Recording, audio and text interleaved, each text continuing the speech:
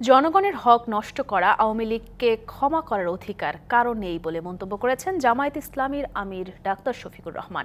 রংপুরের পাগলাপীর বাজারে এক পথসভায় এই মন্তব্য করেন তিনি। শফিকুর রহমান বলেন, 15.5 বছর দেশকে শোষণ করেছে আওয়ামী লীগ। এ সময়ে বিচার বিভাগ সহ সবকিছু তছনছ করে দিয়েছে তারা।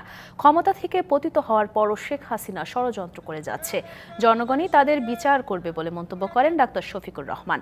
জামায়াত ক্ষমতা এলে কোনো ধরনের চাঁদাবাজি ও দুর্নীতি হবে না বলেও দাবি করেন তিনি। 26 লক্ষ কোটি টাকা বাংলাদেশের যারা চুরি করেছ, তোমরা তৈরি থাকো, তোমাদেরকে তোমাদের পরিণতি। এই অপরাধের জন্য ক্ষমা করে দেওয়ার অধিকার কারোই নাই। আমরা দখল বাণিজ্য করি না, এখনো করছি না, আগামীতেও করব না এবং কাউকে দখলদারির রাজত্ব চালাতেও দেব না।